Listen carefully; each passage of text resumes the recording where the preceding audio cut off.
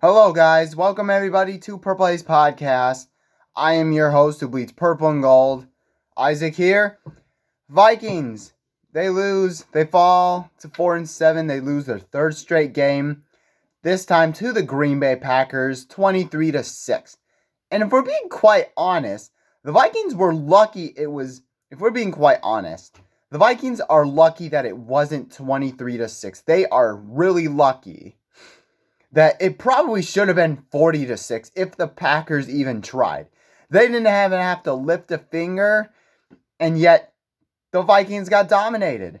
They got dominated by the Green Bay Packers at Lambeau Field. They didn't look like they wanted to play. Nobody give a crap. I'm only giving credit to the players that actually showed up, and that is Will Reichard, Ryan Wright, Eric Wilson, Jalen Redmond, Aaron Jones, Jordan Mason, and maybe even Justin Jefferson to a degree. Maybe even him. But outside of that, nobody came to play. Nobody came to play football. Instead, they look like a team that's more interested in collecting paychecks for the day and just ending it there. And clearly, they have given up on their leaders. And that's basically what I'm going to talk about for this video. The defense, I find it very hard to blame the defense. I find it very hard now because the defense, it is what it is. I mean, they're not the greatest. They're okay. They're okay. They've been okay this season. But this doesn't concern the defense. I mean, you can't really win football games like this. Because the offense, you can't win football games. When in the second half, okay, it was a 6-10 game, kind of competitive in the first half. The second half, though, however, you know how many yards the Vikings got in the second half? -1. -1 yard in the second half. You're not going to win football games when you go backwards a yard like that. And the Packers and the reason why the Packers had 15 minutes more of time of possession than the Vikings is because the Vikings kept on going. 3 and out, turnover, 3 and out, turnover, 3 and out. That's how bad you were. And I don't take that lightly. Starting with JJ McCarthy. Oh my gosh. I was hoping even in a loss or a win, that JJ McCarthy would play great. Would show some sort of progress that we Vikings fans have been hoping for, but we've seen nothing from JJ McCarthy. 87 passing yards throughout the whole game. I think he had 2 interceptions. Maybe it was 3. I don't know. Actually, it was only 2. It felt like 3, but it was only 2. Anyways, we've seen nothing from JJ McCarthy. He looks like he simply is not ready to play in the NFL. That's what it looks like. And he's been in how long in the system? When he was hurt? He's been learning? How long has he been? And you look like this. You have shown nothing. You have shown absolutely nothing for JJ McCarthy, man. And it's a shame, but they're probably going to let him take his snaps, by the end of the rookie contract. We'll call you a bust then. So, JJ McCarthy, and also, you only had 4.6 yards per completion. That is pathetic. So it's always dump off, instead of just sometimes bombing it. You played scared. That means he was scared, he was skittish, he was not prepared. He was not ready at all. In spite of him saying, I need to do better, I need to do better, I need to do better. In spite of him saying that. How long are we going to say that? And speaking of, I've had enough of coaching. So this goes back to coaching. This goes back to them. This is year 4 of Kevin O'Connell regime. This is year freaking 4. And we have seen what? Nothing. We've seen massive regression. This is even worse than the 2023 season, if we're being quite honest, because at least most of the games the team showed up. Nobody showed up. Nobody showed up, came to play. The Packers beat the crap out of us. No, that's unacceptable to be having every single team disrespect the Vikings like this. Nobody respects you. -1 yards? Really? That's all you're going to come out with. Okay. Play calling wise, the reason and the momentum that you took out of Sale was because of your head coach. Okay. I believe it was the 3rd drive to start the game. Vikings are moving the football with ease. They're jamming it down the Packers' throats, and there was nothing they could do about it. The run game's still good.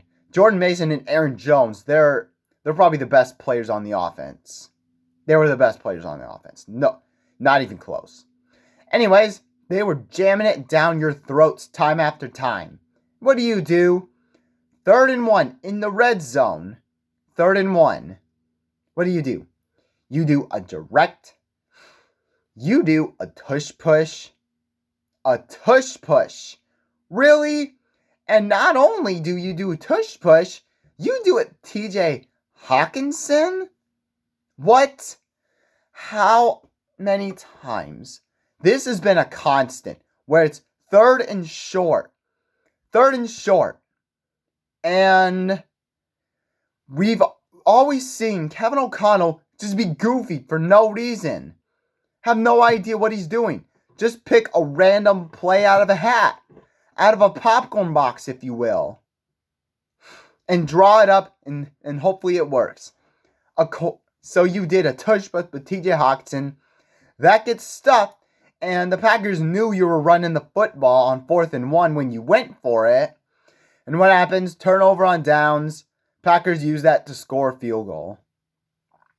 You completely weren't well coached. And this has been an issue with Kevin O'Connell all the time. Is your team is never prepared.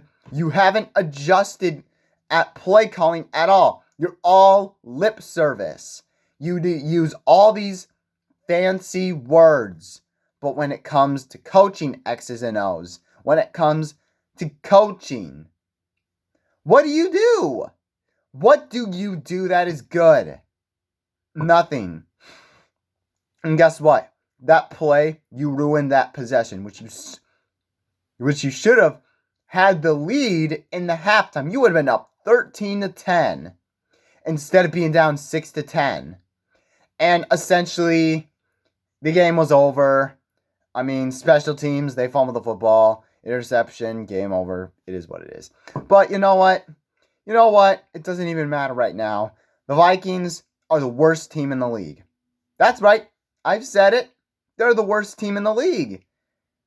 And you don't deserve to be in the NFL. You look like a team that belongs in a JV squad. This Sesame Street team. I am so sick of this crap. Everybody is. Everybody is. It's not just me. I'm going to be very clear. But, I mean, with all this talent, speaking of all the talent that you have, it'd be a different thing if you didn't have any talent. You have plenty of it. All this hype in the free agency and the draft. It's like, oh my gosh, we got all these weapons in the trenches now. We have Justin Jefferson, Jordan Addison, we added Jordan Mason to the roster. And now we have Aaron Jones. This is going to be great. And J.J. McCarthy sucks. That's true. However, it would be the same result with Sam Darnold here. It'd be the same result if Max Brosmer played. Because, let me tell you what, it's going to be it's going to be the same result with any quarterback. You're not just a quarterback away. This is a leadership. Everybody on the leaders. Kwesi, I've had much faith in you.